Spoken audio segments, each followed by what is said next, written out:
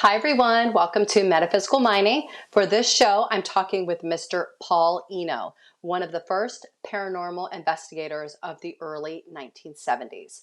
We discuss the metaphysical side of the multiverse, the deeper truths hidden within the liminal segments of reality, where this alien aspect of existence calls home. Paul recounts shoving a bird-like creature in a haunted house back in the 70s, living people being seen as the ghosts, conversations with other humans and creatures across dimensions of time, and of course, his famous flap areas. His journey is remarkable, and much of what he's experienced flies in the face of science and goes over the heads of the average ghost hunter. We were pressed for time, so I plan to have him back to dig deeper into the world of paranormal parasites. He's the real deal, folks. Listen up and learn.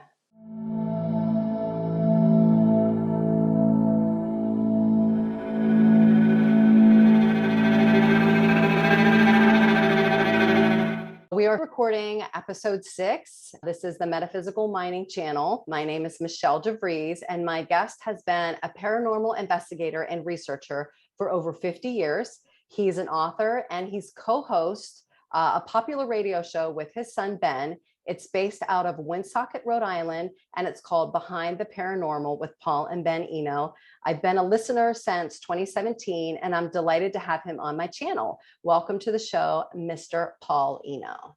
Well, thank you very much for the gracious welcome, Michelle. I'm really excited to talk with you because I had been communicating with you via email for about 5 years, sharing a lot of the information and the books and the research that went into my paper. So this is almost like full circle for me, being able to speak with you and everybody else that's in the paper. Well, very good. It's really a privilege to have been included in your project. Your paper is brilliant. Thank you. Thank you so much. I really appreciate that. I did want to share, since we're a little bit pressed for time, I'm going to bring up some slides before we actually get into the paper. I wanted to talk a little bit about your background. I grabbed a screenshot of the show that you and Ben do. It's Behind the Paranormal, as I stated, and it's going on its 15th year now? We're in our 15th year. We had our 14th anniversary show 2 weeks ago.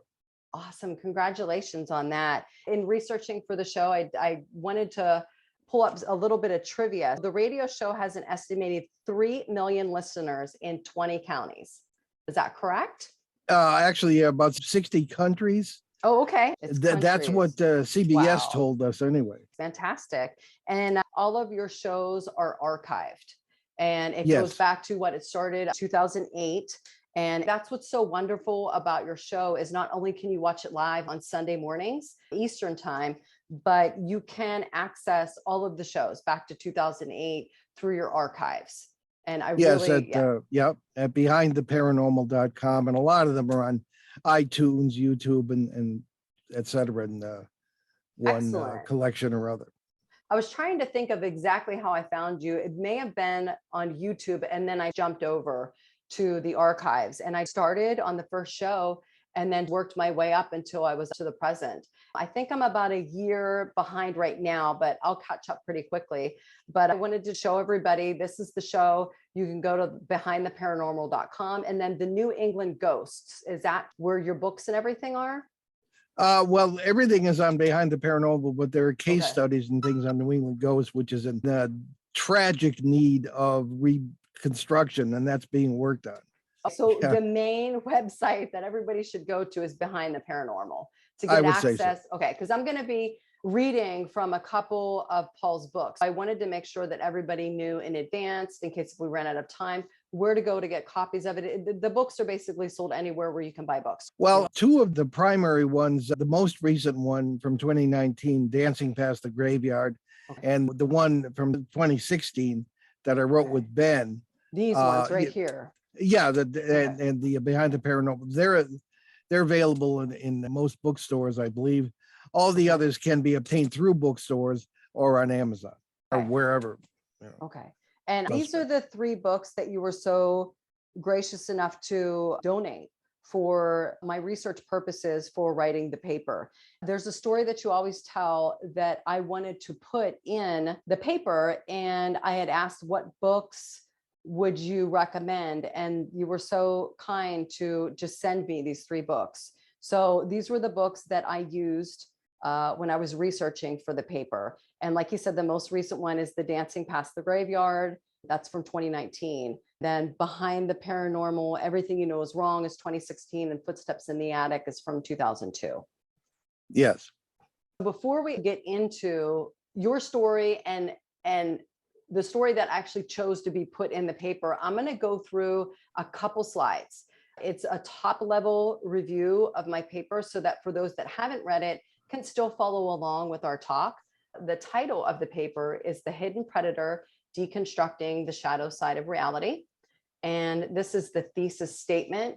The sentence that's highlighted and bolded in green is where Paul's personal experience as well as his research fits into the paper. This hidden predator that I write about, it's embedded within the fabric of our reality. It interacts with humanity with dangerous and even deadly consequences, but it can also be a catalyst for an evolutionary growth process of the mind. And it can usher humanity into another plateau of awareness. In a sense, it puts you through a paradigm shift, which is what I intended to do with the paper. As you go along, I'm almost walking you through the paradigm shift that Paul, you had, as well as Jerry Marzinski and Sherry Sweeney. I use the 3 of you as examples of the way in which this predator can be a catalyst. And then, yes, indeed. It certainly changes ideas. the hidden predator that we're all talking about, all the researchers and the authors that I used, this is basically the definition of the hidden predator that I put in the paper.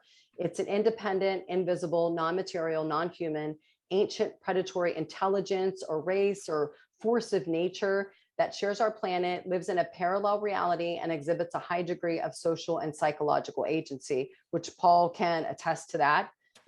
It has a hierarchy with defined rules of engagement. We might not get into that on this show. It's governed by laws that appear to supersede our human laws.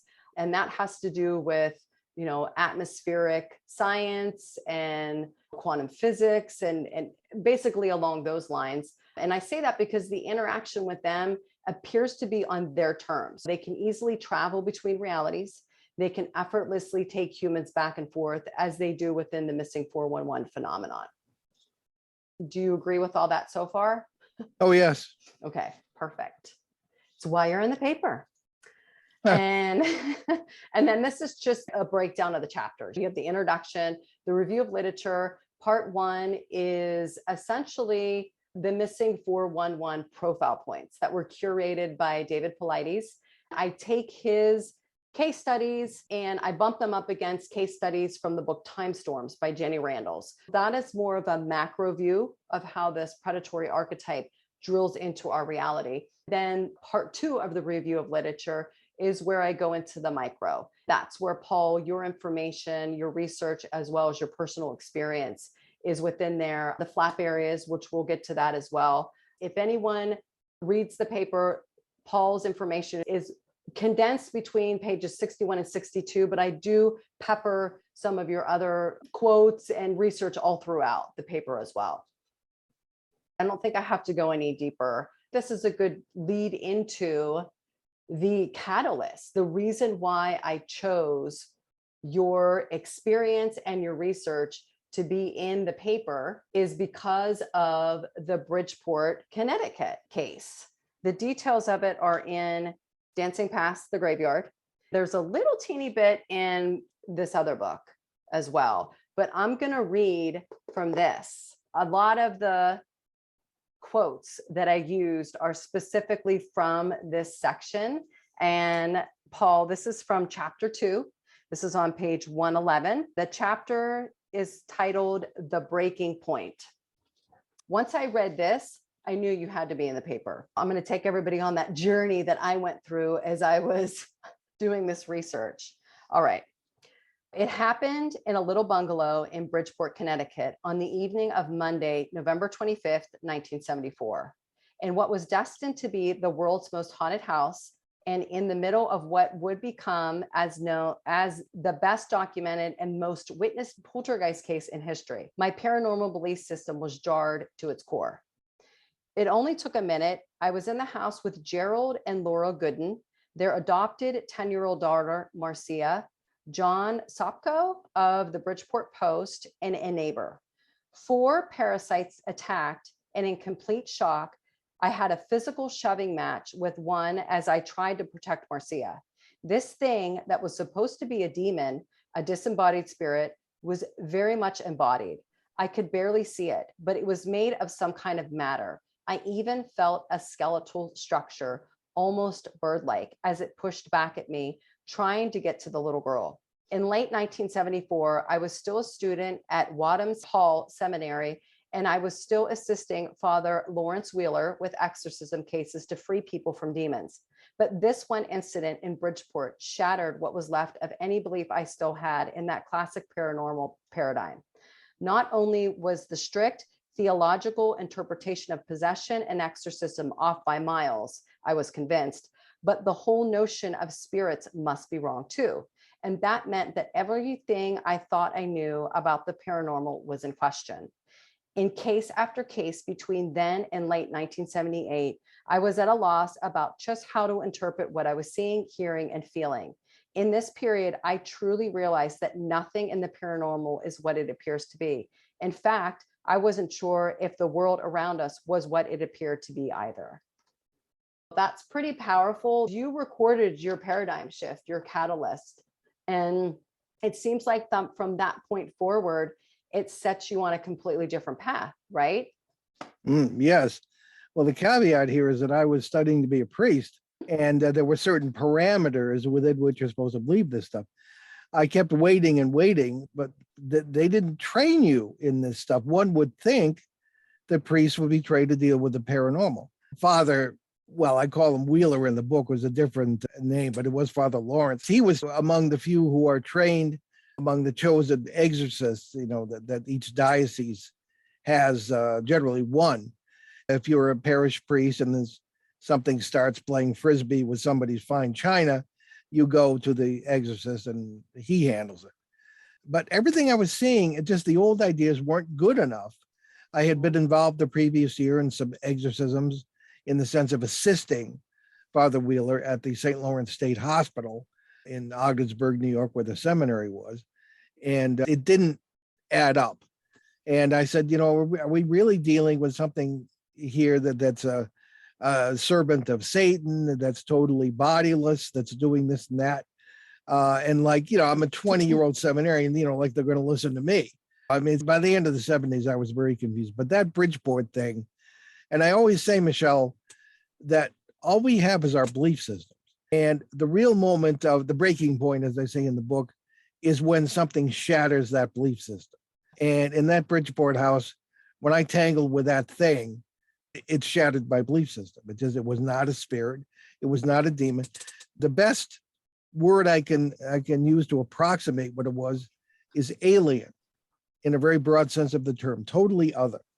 There was something else in this other book you put, I'm glad you brought up alien. You put, let's see, on page 63, and this is in Behind the Paranormal, Everything You Know Is Wrong. You wrote, even after all these years, I remember the very clear impression of neutrality when facing the entities alone that night in the Gooden house, Paul stated. They conveyed a feeling of neither good nor evil. They seemed lifeless in any human sense. They seemed alien. And while you said, while their treatment of Marcia seemed far from neutral, the girl was never physically hurt. But you were hurt, correct? Yes.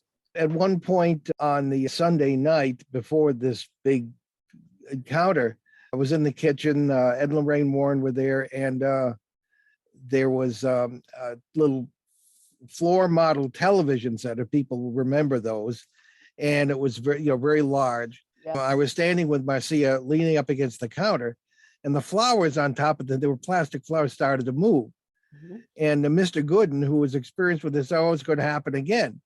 Before we knew what happened, that TV slammed over on its face why the picture tube, they still had picture tubes on it, wasn't in smithereens. And it hit me in the leg and pushed Marcy and I both across the kitchen. I had a nice gash in my leg. But somehow I got the impression that it wasn't intentional. I mean, these things are hungry and hostile because they're hungry. They want to eat, they're life forms. That's my opinion. So I just got the impression too, that entities are not always doing the poltergeist phenomena. In other words, one analogy I always use is if you're running down the hallway to answer the door and there are some papers on a desk, you're going to stir up air that throws the papers off the desk or blows them off the desk. And you didn't do that deliberately, but I think that the processes that allow these paranormal phenomena to occur will have byproduct effects such as levitating the refrigerator. The police officers and the firefighters, and I stood there and watched that sort of thing. I don't know. I did not necessarily feel the presence of an entity in every case where these physical phenomena were taking place. I've heard you talk about the first responders that were in the room, especially when the refrigerator, it came up off the ground, rotated and went back down. Is that correct? Yes, the thing had to weigh at least 300 pounds. And this happened several times, and it's present in several of the police reports. Oh, wow. And correct me if I'm wrong. Did I hear you when you were telling the story once that one of the police officers was so freaked out, he backed out of the house, went down to his car, and he never came back? I tell you his name, but he's still around. You might not appreciate it. Oh, I would love to interview him. Have you talked to him at all since then to see if he ever recovered from that? Actually, no. I'm thinking of the book by William J. Hall, which I don't think I could have written it because I was too close to the case. But he found, and I guess I'm the only surviving witness to the major days there. And then there were a number of police officers who were now in their 80s in Florida. I can send you his name off the air. Oh, yeah, definitely. Yeah, there's a section within the paper where I talk about when you go through an initiation with the predator, and it's called the sink or swim. And in my opinion, you swam and he sank. And I was like, yeah, he sank hard. And I have this theory that some people, they don't ever recover from that. And right. It changes your life. Yeah, it might have to be, if you believe in reincarnation, it may be the next life until he actually is able to process that. But my point is that you are the perfect example of somebody that swam, and he is the perfect example of somebody that sank, because as Carl Jung says, and I put this in the closing of the paper, beware of unearned wisdom. And that day, in my opinion, that man received information that he was not ready for. And so it wasn't earned for him, which is why I guess out of all the first responders, was he the only one that reacted that way, or did others react that way? Well, Officer Tomek, who actually challenged the thing to move something, and it did. Now, I wasn't there when that happened, but he talked about that to this day. And I don't know the name of the person, but I was doing a book signing in 1998 when my book Faces at the Window came out, which had my actual report that I wrote under the Warrens about this case. And someone came up to me after the signing. It was Barnes and Noble in Warwick, Rhode Island. And they said, my father was a first responder during that case. We couldn't find him for 3 days. And apparently he was they had an apartment over their garage, and they found him in there. He couldn't deal with what he saw. It just shattered his belief system, and he couldn't deal with it. So did he eventually recover, or is, well, evidently, yeah. But I mean, what do you mean by recover? Yeah, that's what I'm saying. Yeah. Look at how different your experience was with that. I'm so fascinated with the way in which people respond to these situations. And that's why I put you and Jerry and Sherry in the paper, because all three of you went on to write books. You're teaching people about these things. You've been able to let this process work in you, on you, and through you. And you came out, a Paul 2.0, and you were able to you know, you were able to a access post 1970s term. Yeah. That's funny. And you were able to tap into more of this metaphysical environment that we're in, but you were able to do it from such a grounded perspective and stay, as you were saying before we hit record, stay skeptical, you know, to keep a healthy dose of skepticism as you move forward, even though you physically wrestled with this. Not very many of us can say, I've wrestled with something invisible, and to use such specific terminology as it felt bird-like. When you were physically wrestling with it, how, like, did it seem tall? Did it seem your height? Or were you like, where were your hands in position to this thing? You know, I'm trying to get an idea. Yeah, it seemed about my height. You could see, I refer to it as a gauzy kind of off-white kind of structure. And there were four of them, but this one came right up to me, and I was put Marcy behind me, knew it was after her. And as I say in the book, this is where I learned the hard way that one does not become annoyed, fearful, or angry in the face of these things, because it got stronger. I just, I knew it was after her. I was angry about it. I instinctively pushed against, not expecting anything to happen. It was just a gut reaction. And the thing pushed back. And it felt like a bulk. It felt like there were bones in there. Now, I'm no anatomist, but it just felt kind of bird-like. And it's very interesting. 2 decades later, I'm doing research, and I found out that the ancient Babylonians and the people of the ancient Middle East considered demons to be bird-like. Wow. Which really hit me. And that's the first thing I thought of. So what the connection is, I'm not entirely sure. But again, I felt these things were alien. And the energy and the power in this house got so strong. And the Warrens weren't there. They were off doing some TV interview.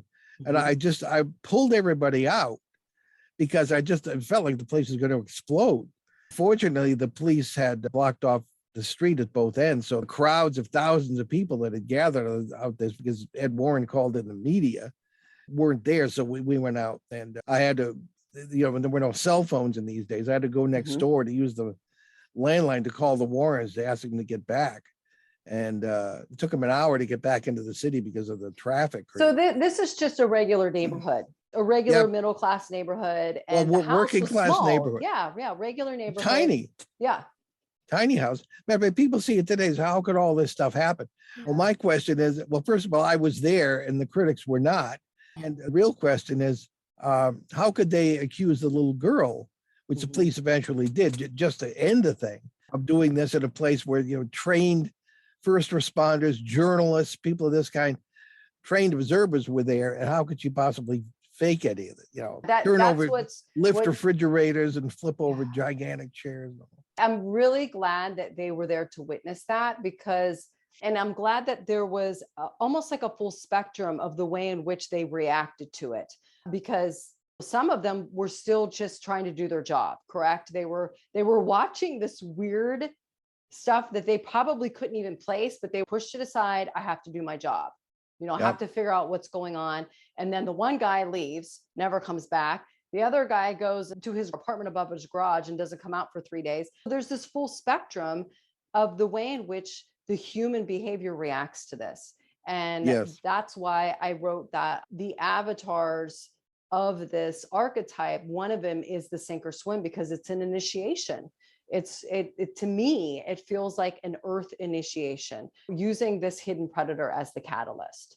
Well, it certainly felt like it for me. I was never the same after that. Yeah. And I wanted to show, there's another slide, the last one. This is the electromagnetic spectrum.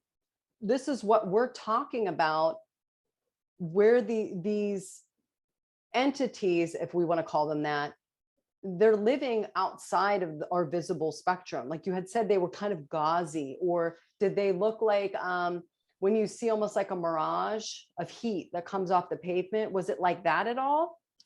No, it wasn't shimmery. When I first read you mentioned Jenny Randall's book, Time Storms. When I first read that, I said, my gosh, this is what I saw in the kitchen of the house, because we were in the living room, very, very short hallway, and there was like a fog in the kitchen. Oh, okay. And they came out of that, and that's a characteristic of the time storm, is some kind of cloud or fog or that sort of thing. Oh. And I look back on it. As a matter of fact, Ben and I are presenting at the Exeter UFO Festival this year, and we're going to be talking about time storms. Oh, wow. Good. That is so awesome. I really wish they would, put her book back into circulation, because a lot of people are having trouble finding it. And it's out of print for years. Yeah, it's very expensive. I've had some people reach out to me and they're like, how can I get this book? And I'm just so glad I got it when I did, because I don't remember it being expensive back then. Yeah, that's it right there. Let me stop share for a minute and you can hold that back up. Yeah, there it is. Time Storms. Yep, that's what it looks like. Jenny Randall's. Now, did you interview her at all on your show? I can't remember. No, I wish we had. She's hard to get. She's hard to get. She's hard to get hold of. Yeah. I have mobilized many of our old guests, particularly in the UK, where I have a lot of family, and we have an army of people trying to get in touch with her. Please do. I admire her tremendously. Yes, we've got to get her. I would love. I'll share the contact as well. And yeah, so if you ever get a chance to track her down, because I know I helped try and track her down. I went on her newsletter and I found an email address there, but really there's nowhere else. So I'll have to.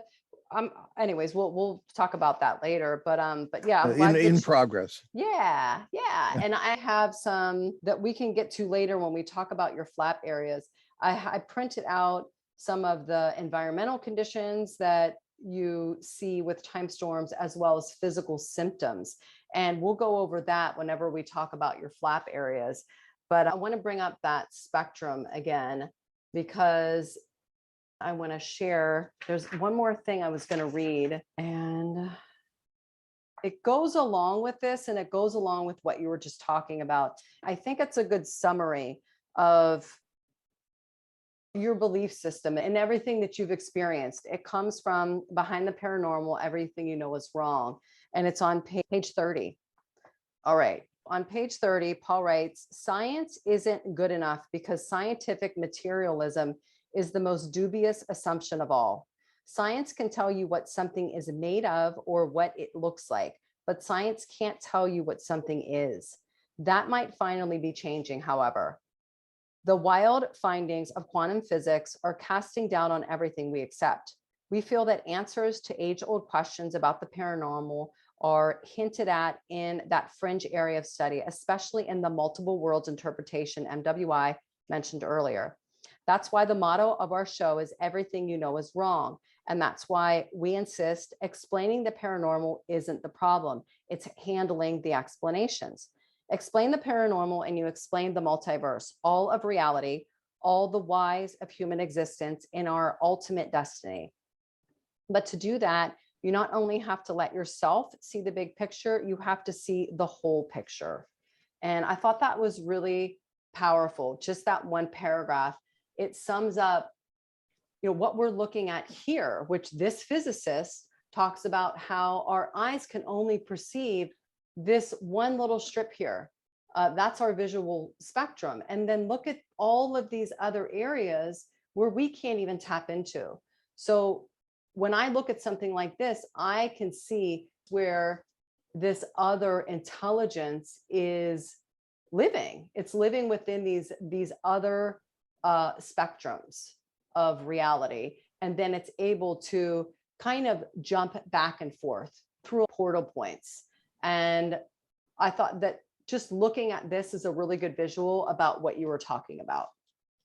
Well, we literally had to come up with a new vocabulary just to talk about this stuff. And we invented terms like, and these are all in Dancing Past the Graveyard, there's a glossary, overwashes, for literally parallel worlds washing over each other, separated or not separated by branes, BRANES, which is a term physicists use for membrane. The flashing nexus, we came up with that term and a number of other things, again, just to be able to talk about these concepts. But the flap area, is John Keel, the journalist who was involved in the Mothman events, referred to it as a window area. this sort of thing. So we weren't the first to come up with this. Jacques Vallée in the 1950s, as early as that, was talking about this with regard to UFO experiences. So the ideas are out there. It seems like everybody is touching upon this, and then in order to wrap their brain around it, they come up with their own terms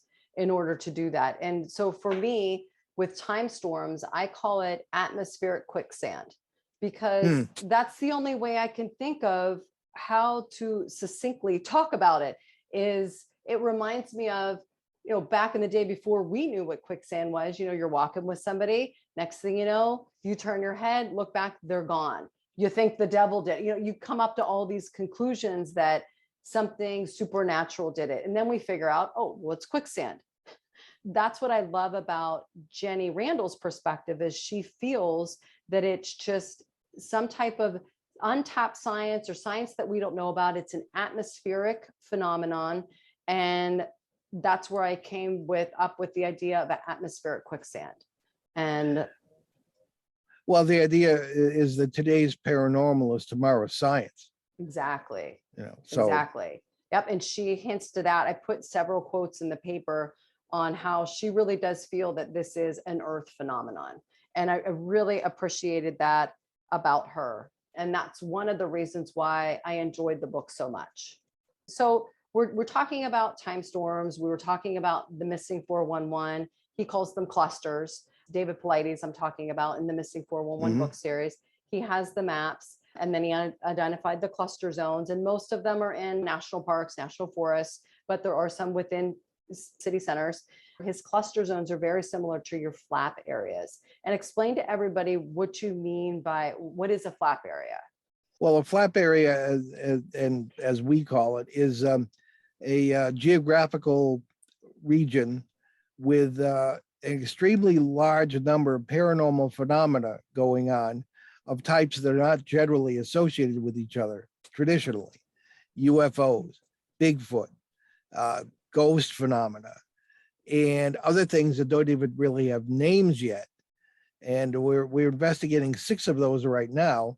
And one of the caveats here is that, what do you mean by a triangle or a flap area? How could you tell where that ends and another one begins, or there's nothing going on, that sort of thing, because they keep getting bigger. We've investigated one since 2005. Ben was 13 years old, my son. And we have photographs of him using our very first video camera. People get a kick out of it because he's a kid. And that's up to about 335 to 340 square miles at this point. And we're getting into the Hudson Valley of New York, because it's in Connecticut, where the tremendous UFO phenomena numbers are reported. Rendlesham Forest in England, we believe that that's a flap area. A lot of things happen there besides the 1980 UFO sightings by the Air Force people. And then, of course, we have was just starting one, Panther Rock in Kentucky, that area, and so et cetera, et cetera. And of course, the mother of them all being Skidwalker Ranch, Utah, and that's a big thing on TV. We have Jim Keenan on the show in a few weeks, and that's going to be a typical example. You have holes in the air opening up and weird creatures coming out, UFOs, strange importations of an entire herd of cattle. We have things like that going on in the Connecticut Triangle, the Pennsylvania Triangle, where I myself ran into Bigfoot in 2016. Oh, yeah, I remember that story. Yeah, and where we got a tremendous UFO right on video. And we all saw the thing. We had a couple of locals there and members of our team, and that's available on YouTube. There's a Behind the Paranormal YouTube channel as well. So these are all things that and it all started really in the end of the 70s. When I was investigating cases, I said, why don't I look outside the house? And that led to talking to neighbors when they were willing to talk about it. And they themselves, more often than not, were having weird things going on. In one case that had to do with the parasites, neighbors told me, we saw a UFO land right there, right next to that house. They'd never told anybody before. So this all led to the idea that there's a lot more to these things than we think there are. And you're going to find out more if you look at the area and the other people than if you just stick to one house or one family. That's what I really like about your investigations, is you will you won't go in with this, you're assuming it's this. You go in thinking, okay, let's figure this out. It could be environmental. And I've heard cases where you've established that it was an electrical problem, where the phone company had to come out and fix something because of the way in which the something about the underground wires, and it was affecting a certain area of the house, and that can cause the same symptoms as a poltergeist. Is that correct? Well, to a point, yeah. There's also the issue of mold. Okay, One of the first things we looked was mold, because black mold can be hallucinogenic. I mean, you have things that you have to eliminate all these other things. There are also issues with infrasound, and I do mention that, I think, in the book more than once. Infrasound is sound that is outside we were talking about the human sight, but this is outside the auditory capabilities of people.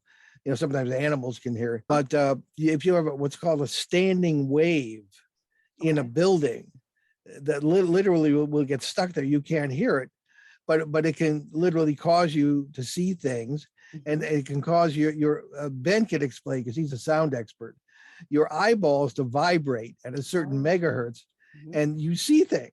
So these are all things that we have to look at before we think things are. But there are plenty of things that apparently are paranormal in the sense of multiverse overlaps and intersect points and things of that kind, where not only the energies, but the inhabitants come. Some of whom may have died, maybe human, who have died here and not there. I think that explains most ghosts. I love the story that you tell about the young woman who was haunting this couple's home. That is the best story ever, because of the time that she was doing the haunting, that they were experiencing it was a different time from when. So I want you to tell the story. I don't want to give it away, but the timing is what I loved about that story. Well, that was 1979, and I was just out of grad school and had nothing, and was living in a little cottage by a lake in Connecticut. And I just made recently my first television appearance on this subject. And this young student from the University of Connecticut, not too far away, happened to see this and called me and said, I have to tell somebody about this. I'll never forget this as long as to the day I die. She and her sister, younger sister, who was a very big believer in the occult and reincarnation, all this, had been in Maine, about 120 miles or so from where I was at the time. And they had been driving through the countryside, and what I later found out was York, Maine, near York Harbor. They had come around the corner, and there's an ordinary garden variety ranch house. The young girl said, "Stop the car, that's my house." And she'd never been there before. And before they could stop her, she ran up to the door and started knocking on the door. Well, they all ran up before the door opened, and then it did open. And there was a woman who screamed when she saw this young girl. And then a man came, and this turned out to be a childless couple in their 40s. He couldn't speak when he saw her. Everybody was totally creeped out by this time. And the young girl said, "I'm sorry to bother you. I just felt as though I know this house." And the man said, "You should know this house. You haunt it." That is incredible. And this girl is very much alive. Yeah. She's standing in front of them, and nobody knows anybody. I'm sure her friends were probably like, what the heck is going on? Exactly. Well, I would have been like, what the hell? Yeah. Well, this is the thing. And this is talk about a breaking point and push me over the edge. Yeah. This case pushed me over the edge to look for other explanations, because I couldn't make the old spiritualist ideas fit. Here's the ghost of somebody who's not dead yet. I had already run into the phantom buildings, and they were there one day and not there the next, and this sort of thing. I said, there has to be, the old ideas aren't good enough. There has to be something else. Well, what I love about that story is that the young girl was having dreams about the house. So it's kind of complicated, where she's dreaming and visiting this place at night, but they're experiencing the haunt during the day. Is that correct? Absolutely. And were they both in the same time zone? when she's dreaming and sleeping, is she on the East Coast with them? Oh yeah, yeah. She was Okay, from so Connecticut, and they were in that Maine. is totally what gets me, is even the timing is off. You would expect them, if she's dreaming and then visiting this place at night, that they wake up to her standing by their bed. But no. It's during the day that they're seeing her. Yeah, exactly. Yeah. And I was so starstruck by this case because, I didn't, I kind of let that go, and I debriefed them because they had gotten a name on the mailbox and an address. And I as I say in the book, as luck would have it, my mother's family had had a summer home on the ocean in that town since 1872. Needless to say, I knew a lot of people in there, and I found out who they were. I wrote the guy a letter and didn't dare call him. I figured he'd have a heart attack for sure. I put in every reference, every priest, psychologist, anybody ever worked with in this field, just to give myself credibility. 3 days later, I got a phone call, and his voice was shaking. He said, we've got to talk to somebody. So off I go to Maine. And the story I heard was, as you say, that they saw her doing various things around the house. She was transparent. And when they would make a sound or something, they were terrified. She would kind of look through them. And I run into this all the time with this multiversal stuff. And then when she comes to the door, I mean, talk about disaster to their belief system. I sent her for the Minnesota Multiphasic Personality Inventory. Don't ask me to spell it, but it's the MMPI. It's a pre-diagnostic tool to see if you need any help from a shrink or so, and she was a little neurotic like the rest of us, but there wasn't any sign of any psychosis. Right? Yeah. No, not that unusual. So, and then she said she was having the dreams of doing exactly what they saw her doing, but as you say, not at the time she was doing it. Yes, that's what's so fascinating to me, is that not only is she not dead, first of all, that blows your mind. Second of all, the timing isn't even, it's the complete flip-flop of the time of when it should be occurring. She's awake and they're experiencing her in her dream state, and then she's sleeping and she's experiencing their timeline in another state. I just find that it's very unusual. It's incredible.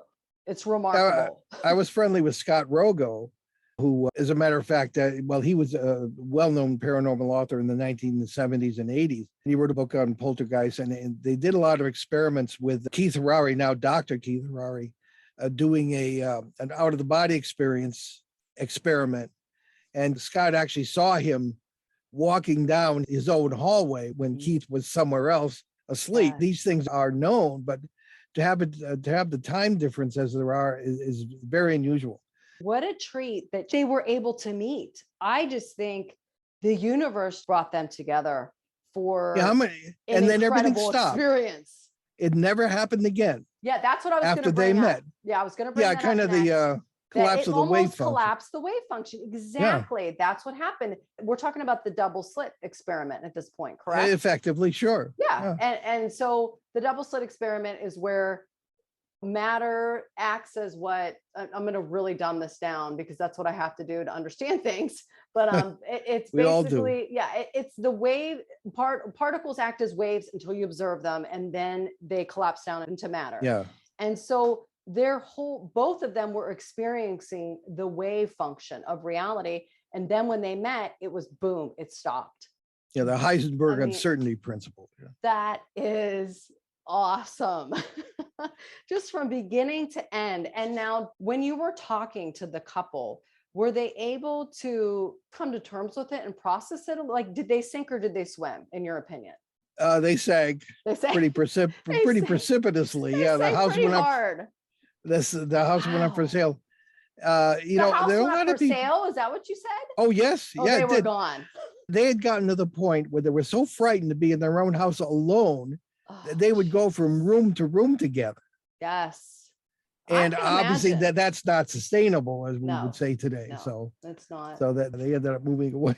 But you would think that seeing her and understanding that she's a real person, touching and feeling her, then you might not understand it, but you would be a little less afraid to know that this girl's real. If I see her, whatever her name is, get out of the house. You can try to have a conversation with her. Well, that's what we love to hear at the end of lectures. People come up and say, this has happened to me all my life. Now I think I understand it. I don't have to be afraid of it anymore. We love to hear that because there are plenty of things you should be afraid of. Yes.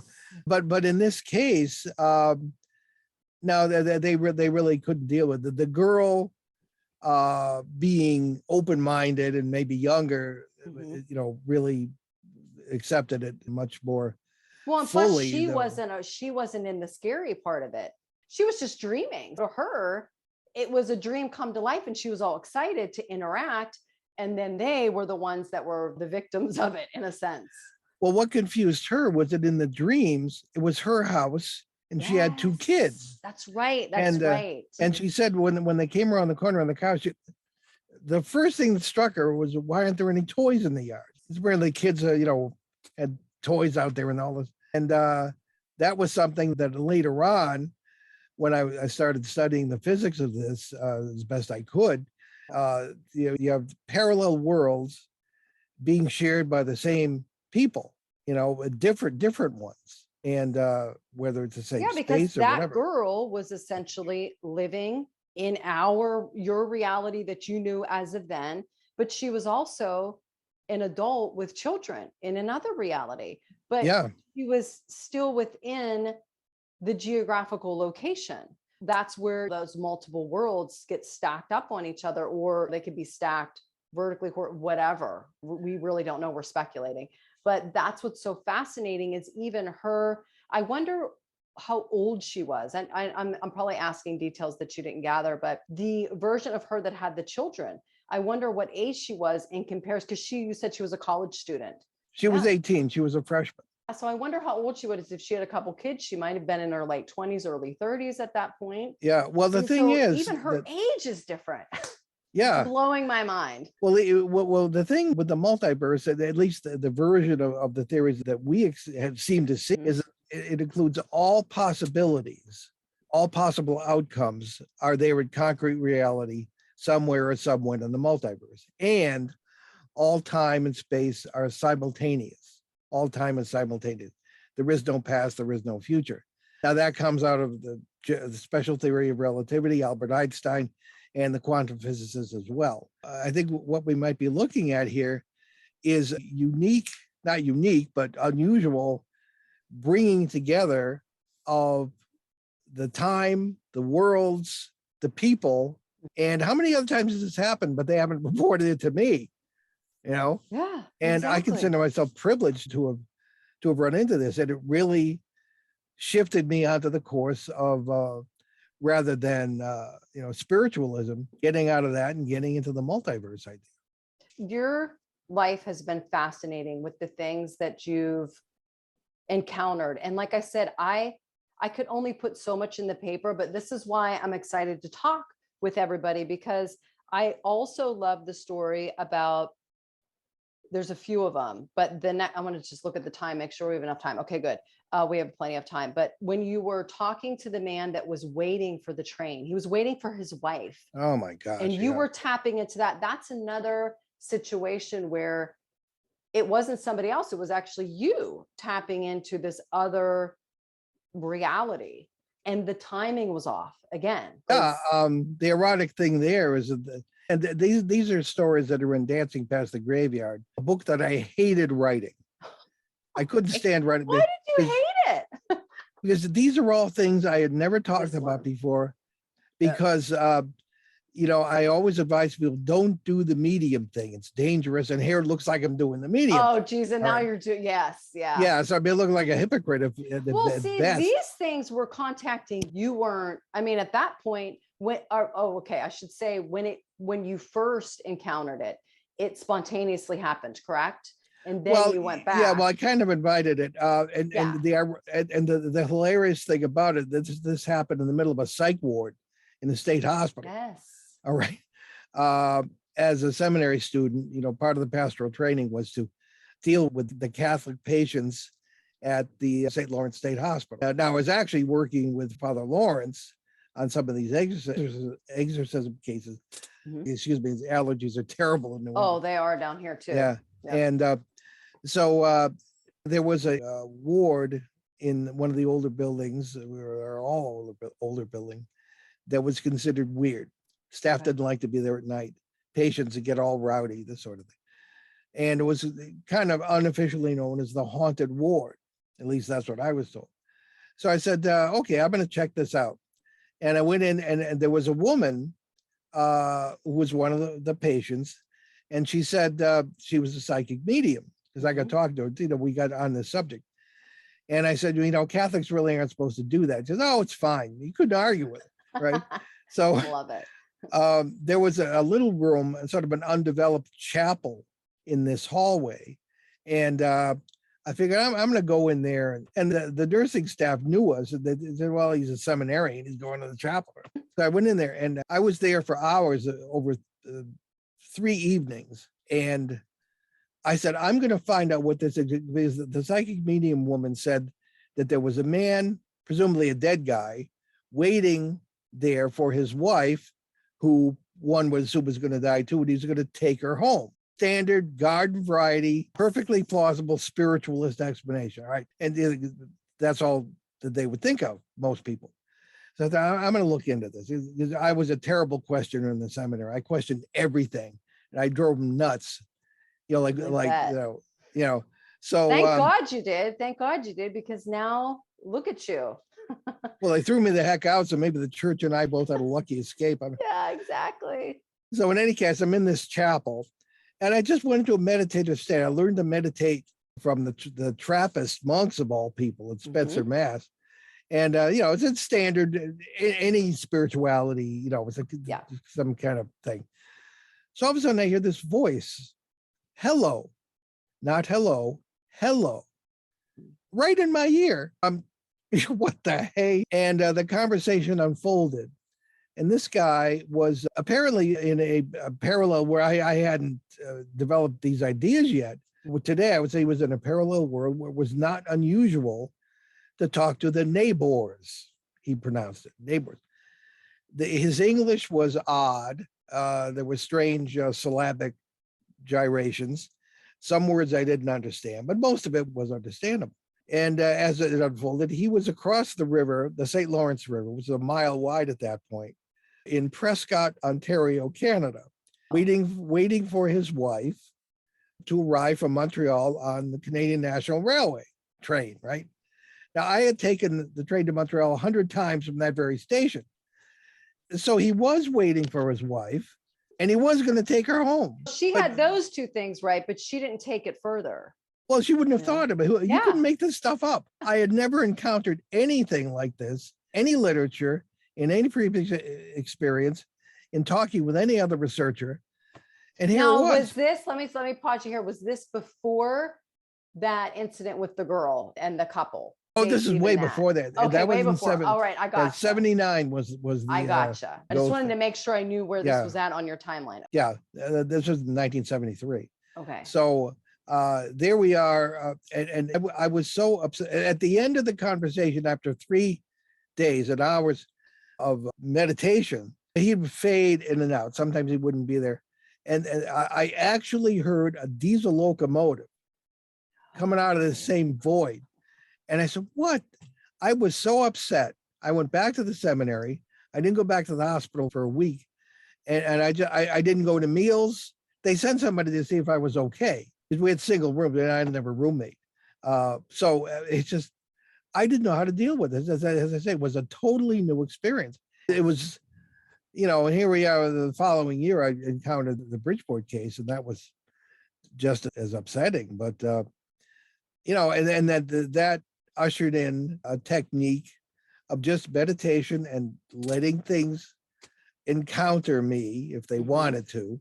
And after I gained more experience with parasites, as we call them, you know, the predators, as you say, I was just, you could kind of smell them a mile away and knew to stay away, because they were always pretending to be something else in order to push your buttons. And then there were a number of other cases like this that I became more used to. I didn't do it a lot, but enough. At one point in the current millennium, I believe it was 06 or 07, I was in Florida. Ironically, I had been invited to speak at a conference for beginning ghost hunters. I went down there against my better judgment. And I had said to them, They said, "Oh, Mr. Eno, well, what would be your one word of advice for these?" I'd say, don't do it. You have no idea what you're doing. Yes. You don't understand what it's about. No. You get all kinds of spiritual and psychological problems, even physical problems. 230 people stared at me. So I said, but here we all are. So let's talk about it. And these are the last people I was going to tell what happened in my hotel room. And they always put me in the quote, the most haunted room. And well, I encountered a guy who had come to the hotel in a parallel with my interpretation, in a parallel world to decide whether or not to commit suicide. His life had fallen apart. And I talked him through it over 2 nights. He was up by there are spatial oddities that go with these things. He was kind of up by an angle in the ceiling. And I was down on the bed, lotus position kind of thing. And we talked. And I don't think he understood. He thought I was, and I read into this all the time. They think we're ghosts haunting them. Yes. And, I put that in the paper because that's another fascinating thing that you've experienced is that, and that's why you're so adamant on this multiple worlds theory, because you've experienced these things as you're the ghost and they're the person that's living and you're supposed to be dead, but you're very much alive. So how do you explain that?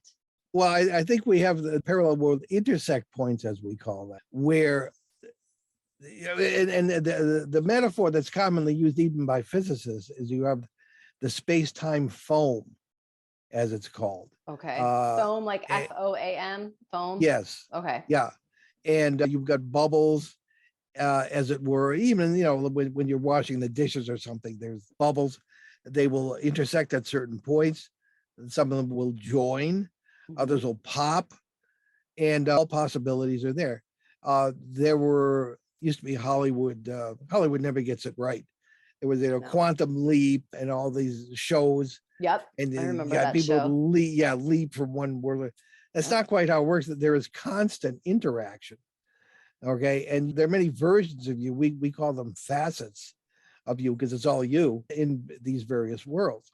When we have these intersect points and you see, Aunt Gertrude skipping down the street 2 months after her funeral, these are worlds that are having an intersect point. Yeah, it could just be another version of her in another timeline to say, and she is very much alive and you're thinking that's her spirit, but it's really her just in another aspect of our reality. Well, they're so physical. And I've asked the question, why do we see them wearing clothes or driving cars or doing physical things? Because they're not dead, in these worlds. They're physical beings. And, the same principle, I suppose, as the parasite I was wrestling with. And, well, I didn't wrestle, but, pushing against. Yeah, shoving and that was perfectly physical, too. Well, there's another aspect of this that fascinates me is that people like you and your son, Ben, he's very gifted as well. I've heard him talk about some of the things that he's experienced. It's almost as if some people are portals themselves because it's like we're a technology. And that's something that I'm going to be getting into with my PhD work is that the human vessel is a technology. And you're a perfect example of you can switch things on and off. So how many other people have stayed in the haunted room and nothing happened? Probably a lot. And then you step in there or somebody like Ben steps in there and it's like the bells and whistles are going off because you are, it is what it is. That's how you function, within your human vessel. You're able to switch these things on and off because there's not that many people who describe experiences like you do. And it's as if that's the way you operate. That's the way you work. Well, it's all a matter of consciousness. And as you work on your PhD, I suggest speaking with, if you haven't already, Anthony Peake. Oh, yes. Yeah. I mean, I used him in this paper and I have plans to speak with him. Definitely. Yes. You stick with Anthony, you can't go wrong. His books are brilliant. I try to read every book of the guest, whatever guest we have on our show that week. And it can become very tedious because, they're self-published, unedited. And Anthony's I read his books for relief but he expresses how it's all about consciousness. And in our terms, if you're multiverse aware, you'll encounter these things. I mean, not all the time. And yeah, I think it depends on the person, but it's a matter of being aware. Now, the trouble with that is that, in Gilbert's world, that was the guy in Ontario, that was normal to talk to the neighbors. But here you do that. And as I said, I was in the middle of a psych ward in the state hospital. Here I am talking. Yeah, of that's all the last the places, Paul, of all the places, I shouldn't have, for you to have this experience, nobody's going to believe it. It's like, I know it. And then that's another thing is, why did they build it? Did that phenomenon attract them to build the psychiatric ward there? Or did somebody know that the environment was thin there? I mean, there's so many things we could speculate and really go into and talk about. Just that alone could be a topic that you could have an entire show on, is who was the guy or whatever, the foundation that built the hospital? Did they understand things that maybe some other people didn't understand? So it would be interesting to look into that building itself, the founder of it, who owned the land. Those are the types of rabbit holes that I like to go down, because to me, nothing is a coincidence. I agree. Well, in this case, it was the state of New York, which I doubt had any great insight into the paranormal. Well, the architects, though, if you look into architects, sometimes they have backgrounds, esoteric and occult backgrounds that they sacred architecture. Yeah, and they'll pick areas because they know that, whatever, if they conjured up an entity doing something on the side, moonlighting as this occultist, and that entity is like, hey, why don't you do the hospital here? Okay, that's a great idea. And next thing you know, they're feeding off of everything that goes on there. That architect is oblivious to the real meaning to why he built this, so the real meaning to why he shaped it a certain way. And that's where somebody like Pierre Sabac, he talks about the historical implications and the religious historical implications of our society being built by this hidden predator. So like I said, that you could go down so many rabbit holes with this information, and especially with the amount of experiences that you yourself have had. I mean, what an incredible life. And I'm so glad that even though it was painful to write this book, I'm so glad that you did it and that you donated it to my research, because it's spectacular. It really is. I highly recommend it. And the audience has just gotten a glimpse of some of the things that you've experienced. And if you listen to Paul's show regularly and go back through the archives, you're going to hear way more than, it was the tip of the iceberg, this conversation right now. And I'm thinking of a bunch of other stories that are coming to mind. The one about bear-like being that was in the attic, that's another great story. All of these stories I could have put in the paper, because they all have that flavor of this initiation. It's like you kept going through these initiations with each encounter that you had. Did you feel as if it was an initiation or some kind of alchemical transformation with each one? Did it take you a while to process each one? And did it get easier as your life went on and all your experiences kind of built on each other? Okay, I asked you about five questions there. I'm sorry. Okay, sorry. Well, it did kind of get easier. It did feel like something of an initiation, because these, even with the Ursine figure I encountered in that attic in Tonawanda, New York, it felt as this is something else I had never imagined before. Non-human, benign, very noble entity speaking a very strange form of Latin. Oh, and that's right. I remember, because you were able to kind of understand it, but not, right? Well, it had very strange case endings and things of that kind. I studied Latin for 5 years, laboriously, and but I think I got through it pretty well. I encountered the idea of this female deity who would reward him for feats of compassion, which is really, that's kind of a nice deity there, I'd say. Yeah, exactly. And that sort of thing. So that was a really long story. And the people in the house, 9 times out of 10, they think they have it all figured out as soon as you get there. You know, it had to be the ghost of some guy because they heard the footsteps and this sort of thing. And he was in a parallel world. They're sort of passing through, encountering travelers, of which I was apparently one. And I actually got a photograph. And now usually I'd just be communicating. But in the book is this, it almost looks like a large humanoid being, almost a shield.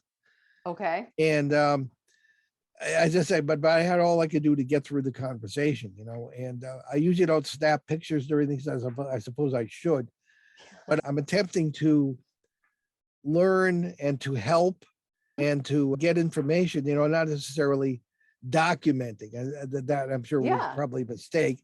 You know, later on I'll write about it, that sort of thing. But so you have progressed then from being completely blown away, not knowing what it is, to now you're having conversations with them and you're learning, you know, as I was talking about in the slides, they have this, it's as if they have a structure within their life. You know, he's talking about a deity. We talk about that too. So these other realities are informing you of the way in which they live, which is completely fascinating. Yeah. Even if they're not human, you know, like that creature, I remember, was that the one that was bear-like? Yeah, the one, one of the attic accounts. Yeah. But you know, one feels in a sort of an expansion of awareness and consciousness that one is part of something much, much greater than we see around us. And it's very humbling. And at the same time, it's very uplifting, at least for me. It sounds as if because you swam, you're getting rewarded with all these other, I mean, this is just my opinion. This is the way I look at things. But because you swam in those first couple encounters, the predatory archetype is like, well, we got a live one here. You know, I can work with this guy. And we're going to see how far we can go. The same thing happened with Jerry Marzinski. He's shown things. He actually talked about something in our interview. I think he was episode 3 for this channel. And I've never heard him talk about it before, Paul. I was so excited. He was in an emergency room and one of the meth addicts came in, you know, for treatment. And he was able, the meth addict had been using the drug for 10 years. Jerry's like, you should be dead by now. I don't understand how this is happening because it's such a debilitating type of drug. And he found out that this addict was full-blown possessed by the parasite. And he's like, I guess meth addicts, they shake a lot after so many years of I guess it working, breaking down their nervous system. So he had the shakes the whole time he was talking with them until the entity took over and his eyes turned black and he stopped shaking. And it was almost as if he was rewarded with the experience of, Jerry, you've seen all the different levels that we feed off of. We do this and that. Now this is the full-blown possession. And so he's seen the full spectrum. And I think that that's part of the initiation.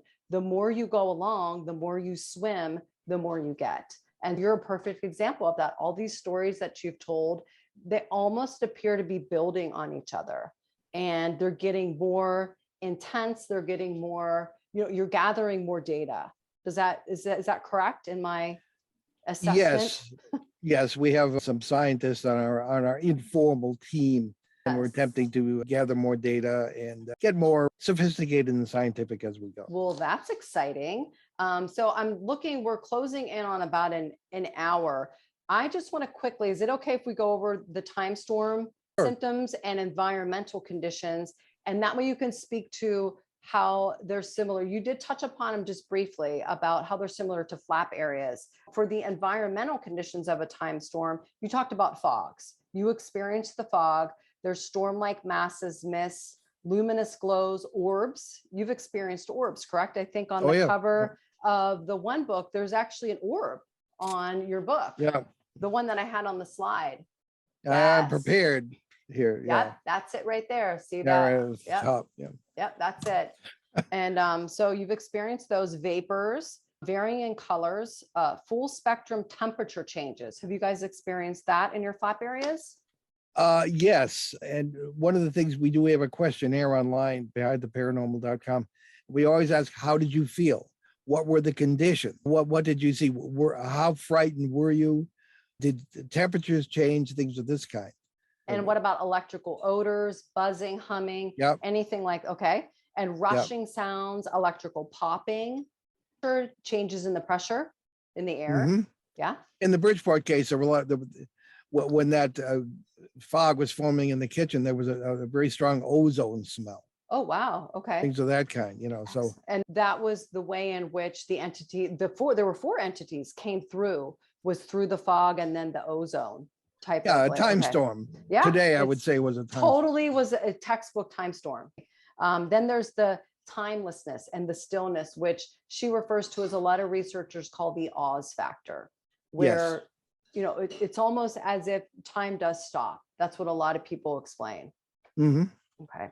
Very good. So those were just a few of the environmental conditions that are found in time storms. There's also flap areas.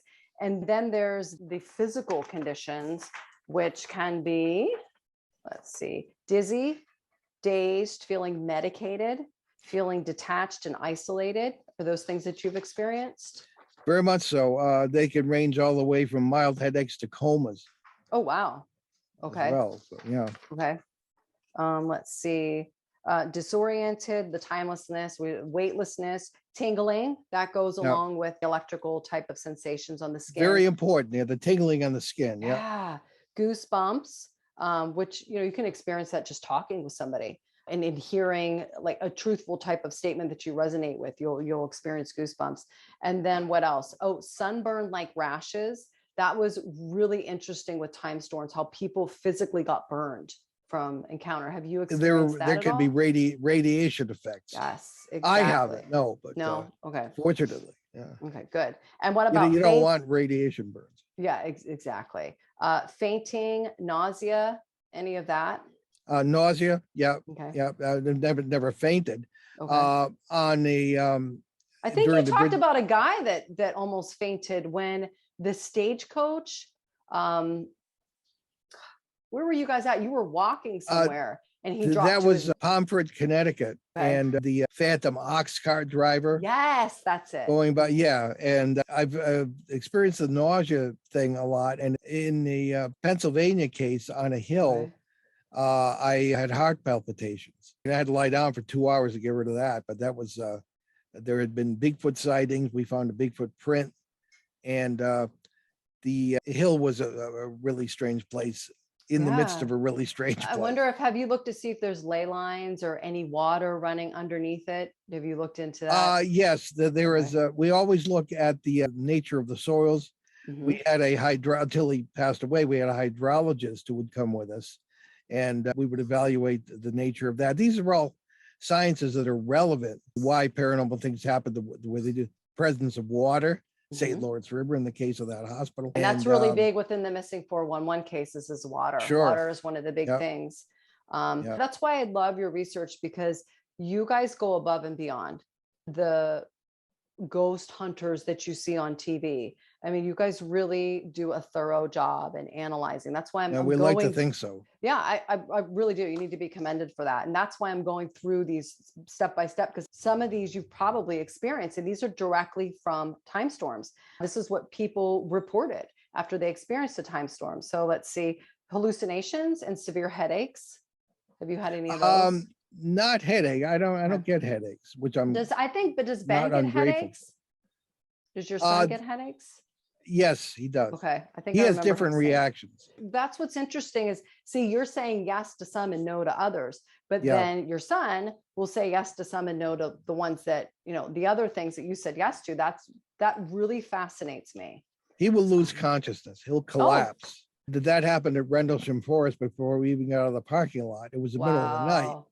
And I could go into some bizarre stories about what's happened to him. So we'll have to have you come back, because we are closing in, and I don't want to keep you from your Sunday night. But there's, let's see, exhaustion, sluggishness, amnesia, confusion, paralysis. Has anybody experienced paralysis? We've encountered that. Yeah. Not me, Wow. but yeah. Yeah, that's a huge one with time storms. People not being able to even drive their Temporary car Yeah. afterwards. And the one guy went to a doctor, and I put that in the paper, where the doctor said, yeah, your nervous system was affected. And he was stating how a certain electromagnetics can really injure your nervous system, and you could be without motor control for hours to even days. He was saying it took take days to recover from that. And if you look at that in perspective to some of the missing 411 cases, where you wonder, why does an experienced hiker who knows the area just walk right off a cliff? Well, they could be debilitated from a time storm. They could be disoriented. All these things could be occurring. And that would make sense why somebody who shouldn't be doing that type of behavior is found at the bottom of it, Yes. in a valley or something like that. So these things, if you kind of look at all these disciplines like I did, someone like you, and fold that in with time storms and with the missing 411, and then Anthony Peak, you fold him in, you start to see that bigger picture. And that's exactly what you've done your whole career, is you've started analyzing it from all these different disciplines and these different perspectives. And it's really the reason why I picked you for the paper. I'm so happy that you were able to take the time out to talk with me. I'll have to have you come back, because you and Jerry, when you tell your stories, I just love it. It's like story time. I just want to sit here and listen to you guys talk all day. So we'll have to have you back to talk about some of the things that I wanted to put in the paper that I didn't have the room to do it. And this is the perfect medium in order to drill down more into your life, your experiences, and how they're relevant to the predator. So before we go, let everybody know about any projects you have coming up. You said you were going to be at the Exeter conference. When is that? Exeter UFO Festival, Labor Day weekend in New Hampshire, September 3rd and 4th. And then do you have any books coming out? Well, we're working on Behind the Paranormal 3, Uneasy Skies, about our own UFO experiences and those of many of our guests. And there is a bombshell that I can't talk about. That media-wise, that maybe next time I can talk about. Okay, yeah, definitely. And when will that book be available? This year, next year? Next year. Next year, okay. I'll make a mental note of that. And is this your last book, right? Dancing? That's the most recent. Yeah, that's the most recent book. Okay. And let everybody know when your show is so that they can tune in. And is it streaming? Where is it available if they can't watch it live? Okay, well, it's Sundays at noon Eastern. And we originate from a real good old-fashioned AM/FM radio station in Rhode Island. I love it. Boston Providence Market. And people like that. And now there's video as well. Yes, there's a video stream, and there's a link on the station website, WOON worldwide.com. So you can watch it live, you can listen to it live, and then there's the archives. Yeah, and it does stream. It streams on tunein.com and the Paranormal Radio app and TalkStream Live. And there's a YouTube station as well that the WOON has. So it's available. And if you can't hear it live, everywhere and it's all anywhere. Over the place. It's seriously one of the best radio shows. You've got to listen to it. Like I said, I started from 2008, the first one, and just kept going year after year until I got caught up, because all your guests are fascinating and all of your stories. This was just a real treat to be able to go into more of those, because I've heard all these stories. I've heard you tell them, and I've always wanted to ask you questions, especially with that girl and that couple. That was the most fascinating story, I think, in my opinion, of all the stories that you tell, is that one there. And I'm glad that we were able to touch upon that. I'm not going to take up too much more of your time, because we'll save it for the next show. If you get a chance to, out of your busy schedule, to come back on, I would really appreciate it. Of course, Michelle, it's a pleasure. Yes, thank you so much. Thank you. All right, take care. Bye-bye. Bye-bye.